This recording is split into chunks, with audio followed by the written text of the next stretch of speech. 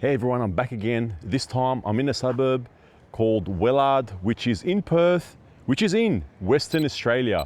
Now, they build so differently here in Western Australia than any other state that I've been to. I've been to New South Wales, Queensland, also Victoria.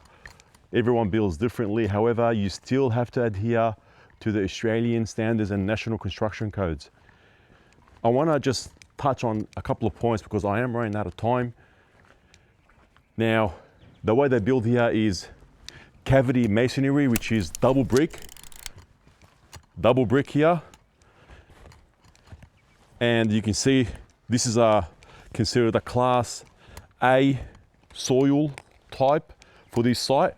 And what this means is that according to AS 2870, it's basically mostly sand and rock sites with little to no ground movement. So that's why you can't see any expansion joints here in the masonry. There's no control joints anywhere because there's not much movement here. That's something very interesting to note. And then we've got the issue that we have here. This is a high rainfall intensity area, which means that if it's more than 125 mils an hour in terms of the rainfall intensity, it's considered a high rainfall intensity area, and that activates the National Construction Code requirements for the finished ground level where the weir poles are. The fall requirements as well has to be a minimum fall of 50 mil over the first meter for high rainfall intensity areas. And the weir poles are all covered. Have a look at that. It's all covered up. Not only that, the NCC also specifies that the weir poles have to be a minimum of 50 mil.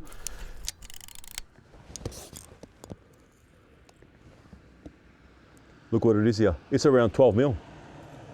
This is what I love about this tool. Instead of measuring it like a ruler like this, with a tape measure, you just insert it, bang, there you go. Don't know if there is a flashing installed or not between the two leaves. We really don't know. However, see the weir poles right here? That's gonna allow water to go in. This has to be all lowered. And the other thing is that this overflow relief gully is also non-compliant. It's too high. I've taken the measurements. You can see all the weir poles here.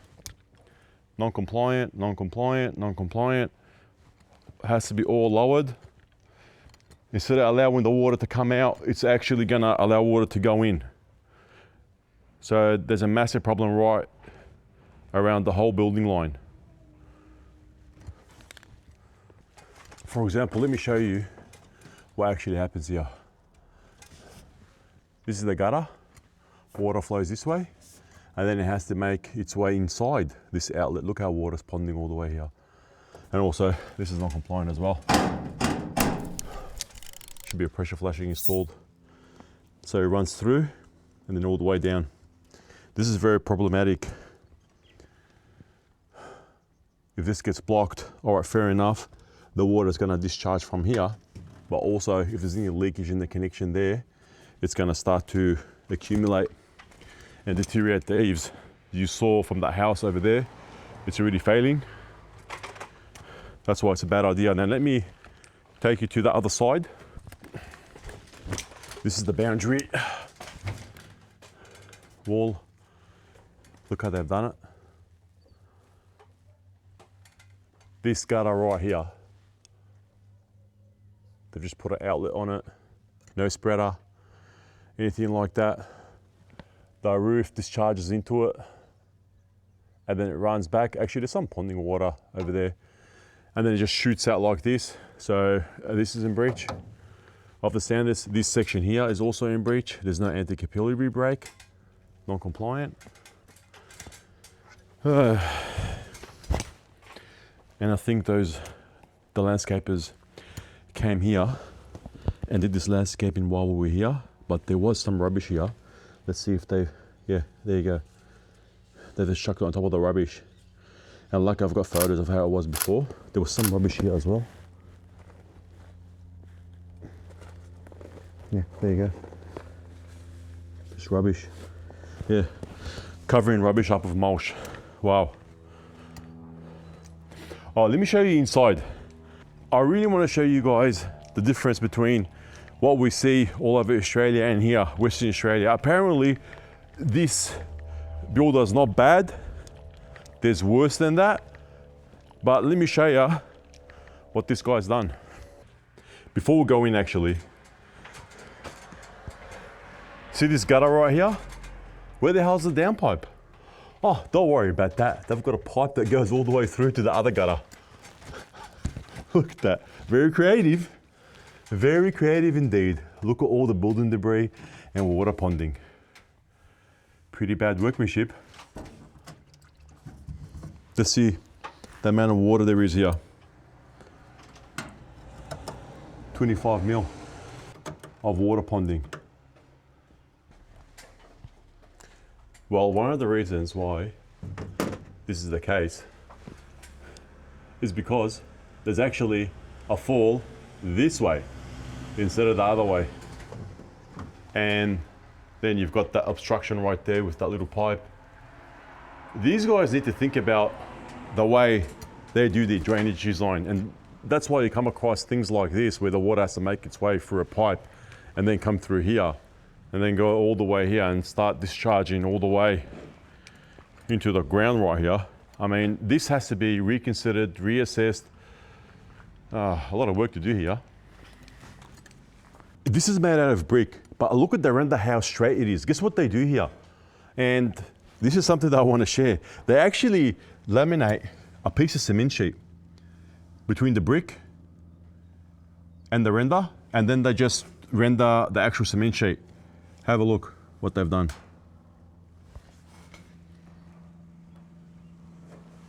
Piece of cement sheet, that's why it's so straight.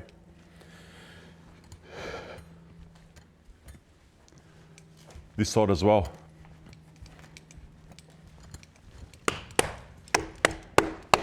Cement sheet. Wow. But I wasn't happy with the way they've done the eave line in here. You can see all the nails sticking out.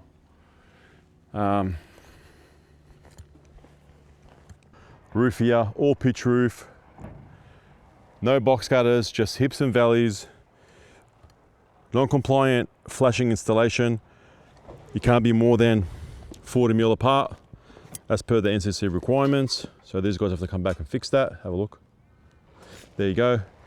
We've got also the batten distance, the end span from this batten here to this batten here. It can't be more than 900 mil. At the moment, I think it's around 1.1. Let me double check. So it's around 1.2. That's not compliant. We've got also a joint in the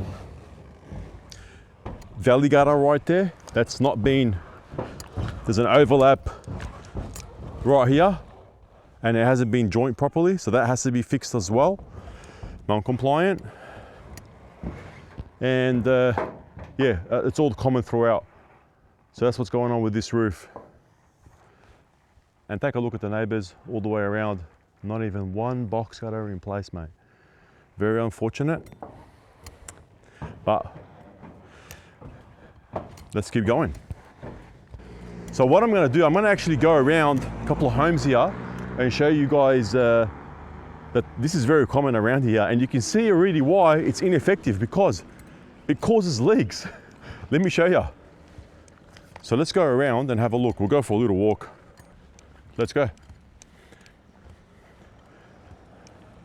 So I'm just walking around. You can see this home right here has it as well. It's in the eaves as well. If I go around here, look at the homes here. Geez, a lot of homes. Like if I get my torch out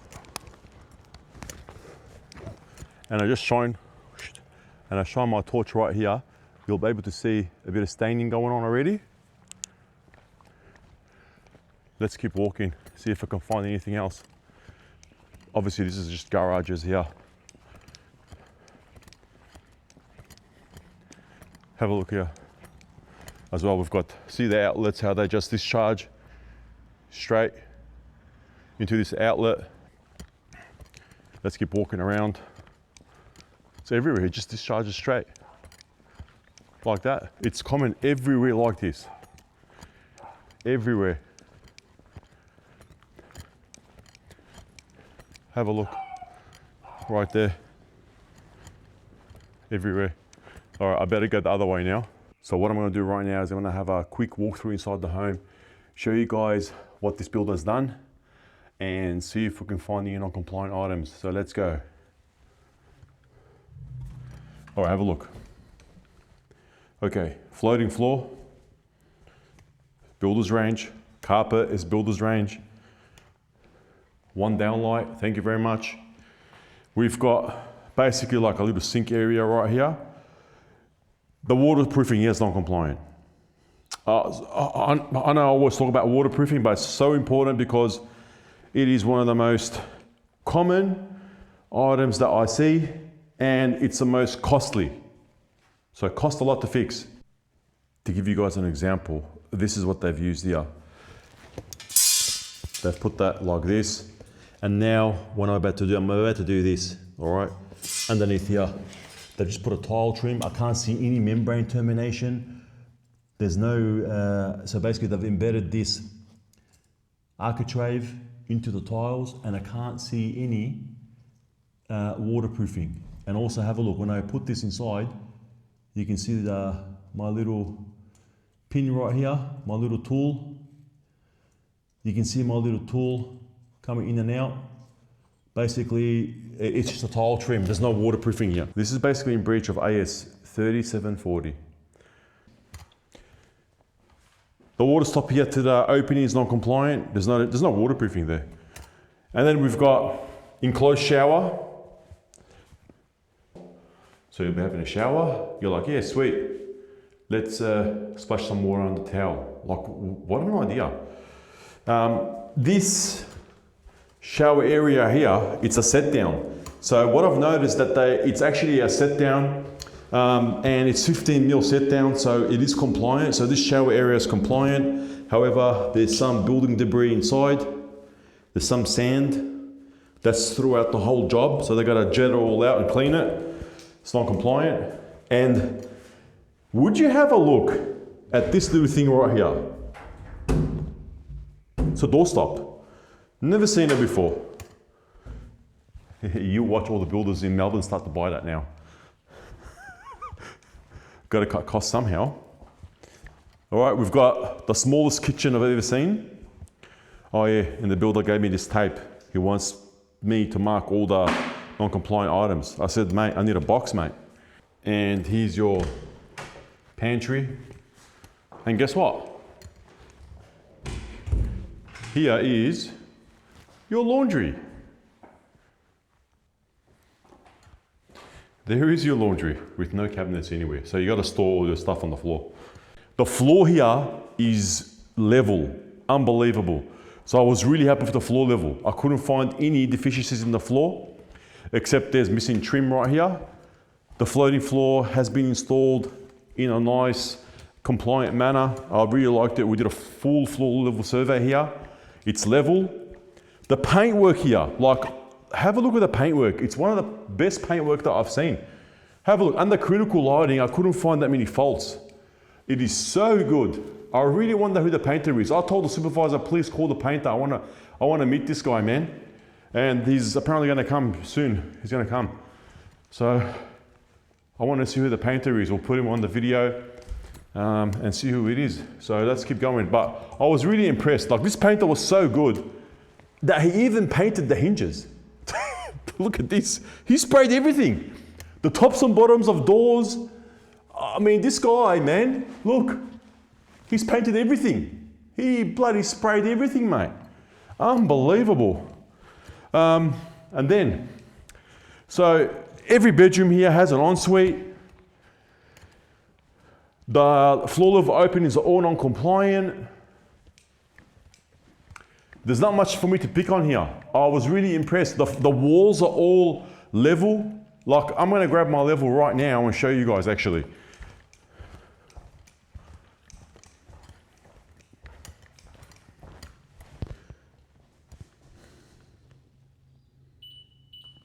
like 1 mil out. Check out this wall here. Level, 0. Everything is dead level. 2 mil out. Wow. 1 mil out. The floor, have a look at the floor. 2 mil out. It's all within tolerance. And it's very rare that I find a job like this, I'm telling you. Missing shower screen. Also, building debris inside the waste. This connection was pretty poor. Look what they've done here. Let me put some light. Yeah. I mean, there's some defects here and there. The painting here is not right, but overall, I was really happy.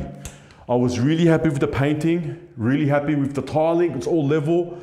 The water stop here is not compliant, so they need to pick up on the waterproofing. They gotta rip out all the tiles to fix it properly.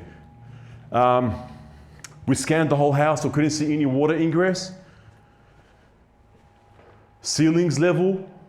Framing is really cool. We're gonna go in the roof shortly and show you guys the roof framing, what they've done. This is like a budget, like the finishes here, look, it's not stone, it's laminate benchtop. It's all budget finishes, but I was happy with most of the work. I'm gonna be honest, the painting, mate, there's barely any items on the painting. Roofing, some items on the roofing, some items on the brickwork. But overall, it's not going to be a big report, which is I'm pretty happy about. I like to always go above and beyond. We spent all day here, and I couldn't find that many items, unfortunately for me. But we did our checks. The client should be happy with what we found, and as long as your home is compliant, that's the main thing. Now, let's go in the roof area and see what we can find there. So let's go. So the way they've done the roof framing here is the conventional way of doing framework. Let's get up there and see what they've done.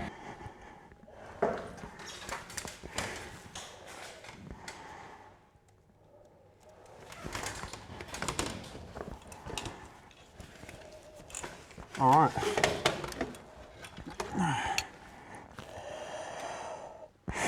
All right, this is the roof area. I was pretty surprised to see what they've done here. This is like the conventional way of framing, how they used to do it back in the old days. So no trusses, as you can see. There's rafters, those long pieces of timber that goes all the way up into the ridge board. So rafters, under purlin, struts. I'll put a diagram there to show you guys the exact terminology that they use for this type of framing. I mean, you got to be a really good carpenter to know how to do this. And also, there has to be a really good engineer. The most important thing is that the tie downs have to be installed. So basically, there's a load that goes all the way down. Now that wall right there should be load bearing. Now let's check out what they've done here. I'll remove a bit of insulation to show you exactly what's happening.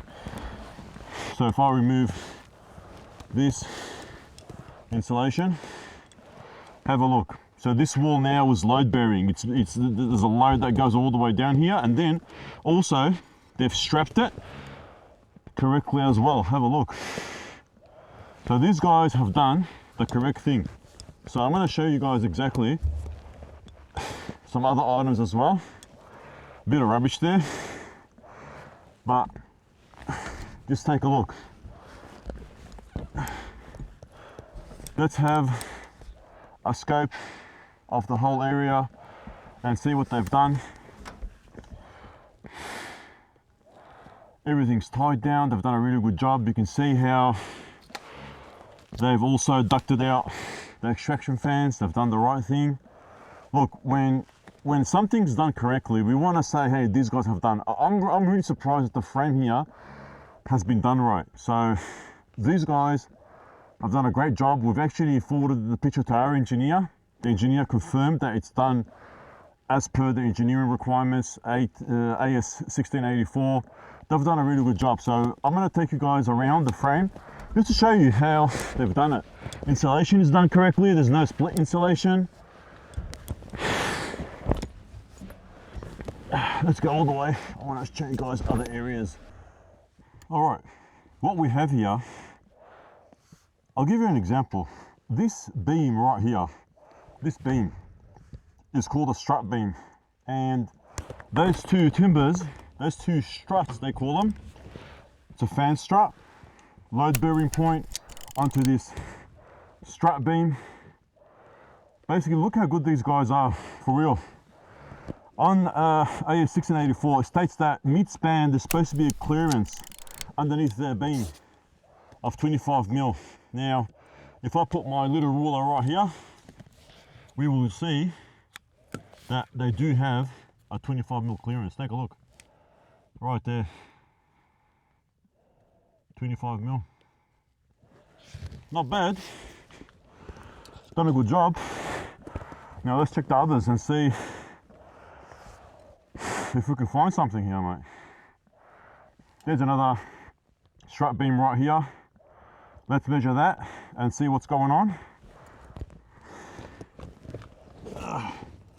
Gotta mind my step. Let's take a look on what they have here.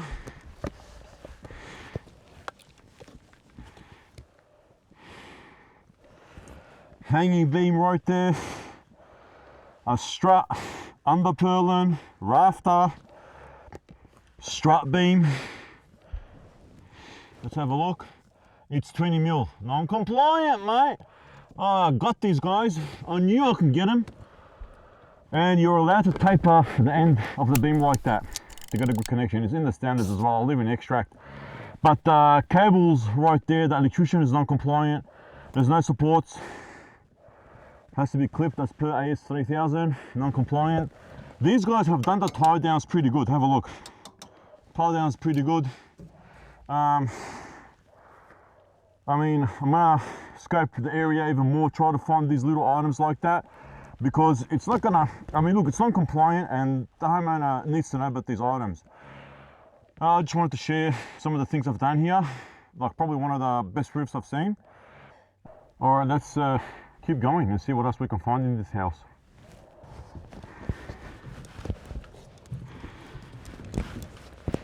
Hey mate, how are you? How you going, mate? Good. Power's supposed to be isolated for you to be up here. It's isolated already. Your boy just said it wasn't. My boy?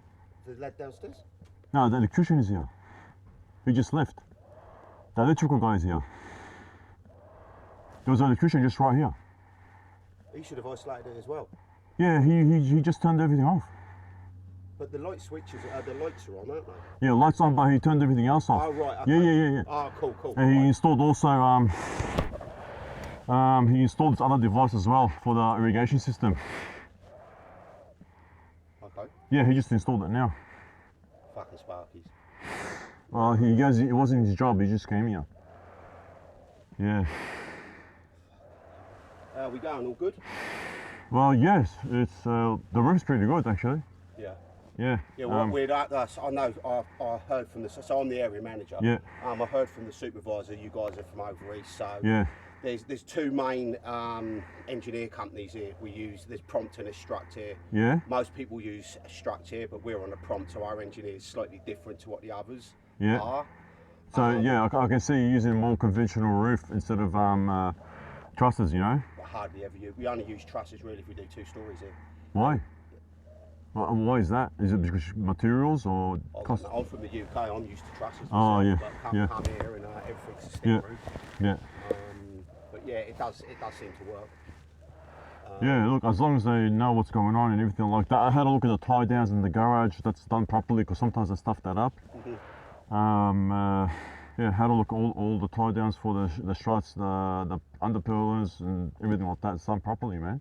The good thing is with our guys and all my supervisors here, we don't use any blow-ins. Yeah. So it causes our builds to drag out sometimes. But what it does do is we don't have somebody come and do one job and don't know what's going on. Oh, so yeah. we've got our regular boys. So it's a regular person doing your frames? 100%. Yeah, it's good. So there's a lot of the boys here, I've been here 9 years, and there's a lot of the lads here that have been working for us for 8, 7, you know what I mean? Oh, that's good. And what we'll do is if we've got a roof that's ready to go, if a blow-in comes in and says, I see it's loaded, I want to jump out there, it's like, no, we'll hold it for 3 weeks to put one of our guys on it. So we've always got the same guys that know what our standards are. All right, guys, if you really enjoyed the video, please don't forget to hit that like button and subscribe. And yeah, I mean, the painter didn't come. Actually, maybe that's the painter, I reckon. Hey, mate, are you the painter or? Yeah, I'm the painter, man. How about you? Good, good, mate. Honor sent me here. Really? Yeah. What's this music, mate? It's Punjabi hip hop. Oh, all right. With the Muse wala. I wanted to say hi to you, man, and I want to talk about the work. Yeah, let's see. Let's go. So, all right, man, you've done a really good job here. The painting is one of the best painting jobs I've seen lately, man. So how'd you learn? I'm painting. I was 5 years old. I paint my whole village with one brush. For real? Yeah. Okay, all right.